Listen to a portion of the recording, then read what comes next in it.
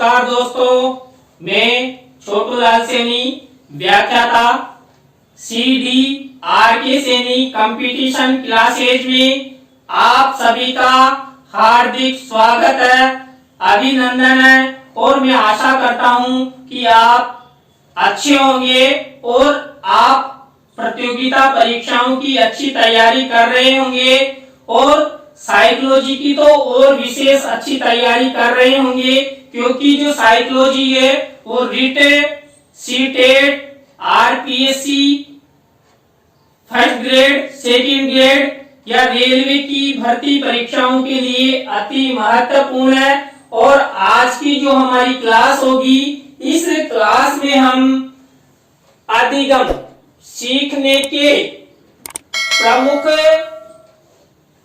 सिद्धांतों के बारे में अध्ययन करेंगे।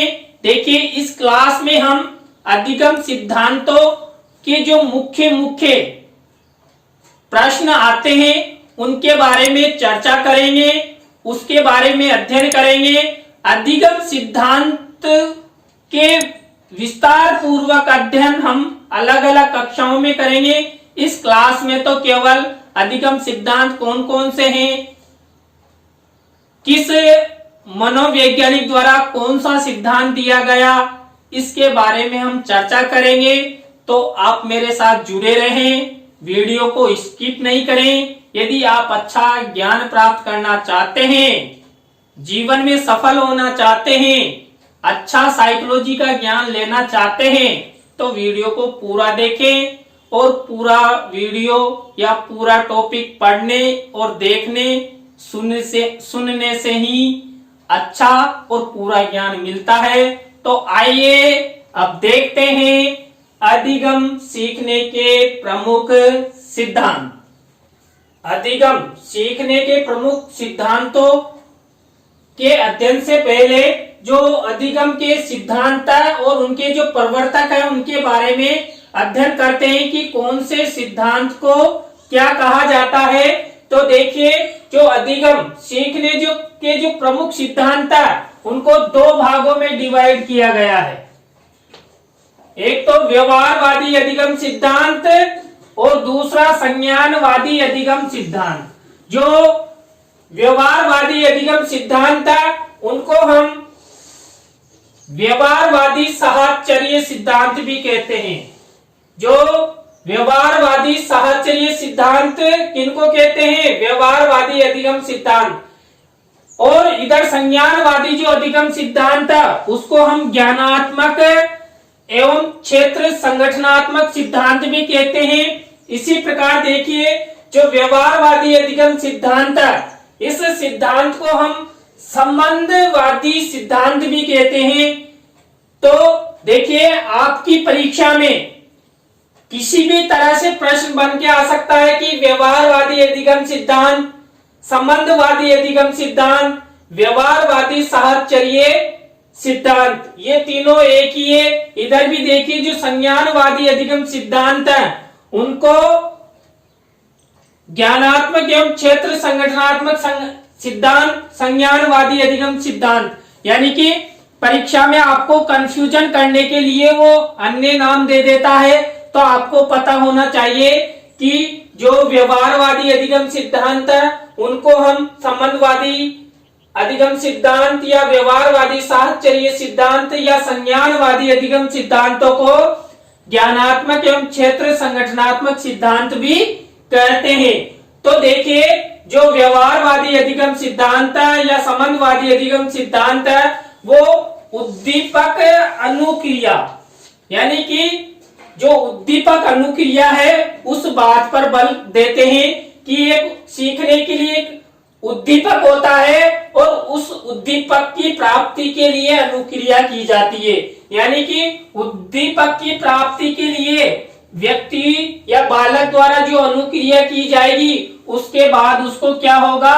अधिगम होगा।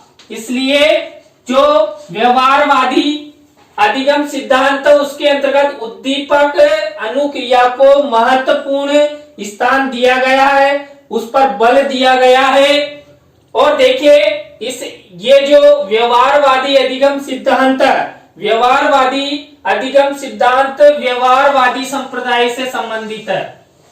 व्यवहारवादी अधिगम सिद्धांत व्यवहारवादी संप्रदाय से संबंधित है और ये प्रश्न बहुत मोस्ट है, आपकी परीक्षा में कई बार पूछा गया है, रेलवे की में, C-टेट की में और अध्यापक भर्ती परीक्षाओं में ये पूछा गया है कि व्यवहारवादी अधिगम सिद्धांतों का संप्रदाय कौन सा है, तो व्यवहारवादी संप्रदाय है।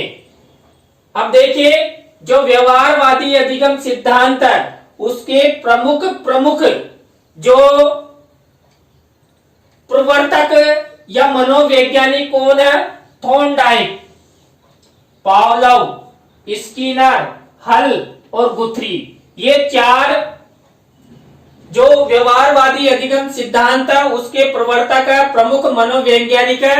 इन्हें हम व्यवहारवादी मनोवैज्ञानिक भी कह सकते हैं। तो आपसे परीक्षा में पूछा जा सकता है कि व्यवहारवादी अधिगम सिद्धांतों के प्रमुख प्रवर्तक या मनोवैज्ञानिक कौन कौन से हैं?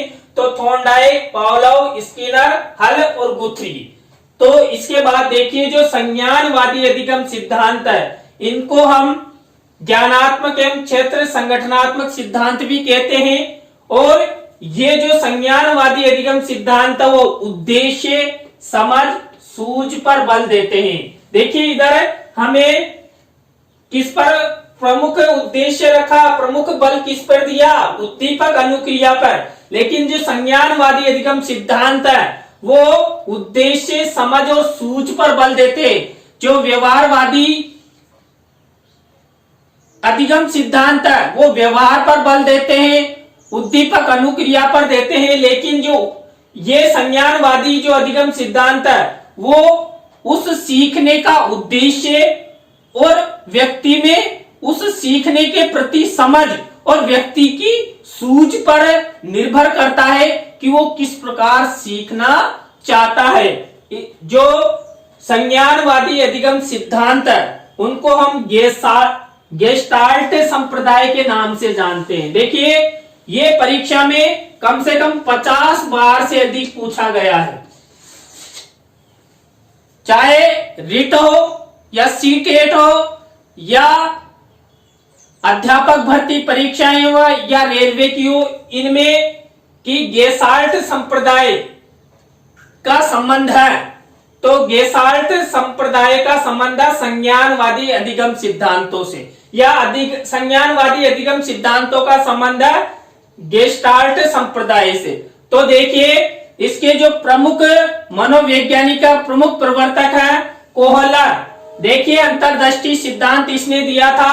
टोलमेन, बंडूरा, लेविन और गेने संज्ञानवादी अधिगम सिद्धांत है उसमें कोहलर की महत्वपूर्ण भूमिका है। और कोहलर के साथ कोहलर, कोफका और वर्दीमर, इन तीनों ने मिलकर जो अंतर्दृष्टि सूझ का सिद्धांत चिंपांजी वाला अधिगम सिद्धांत दिया था। टोलमेन, बंडूरा, लेविन और गेने, तो ये प्रमुख संज्ञानवादी अधिगम सिद्धांतों के प्रवर्तक है और मनोवैज्ञानिक है।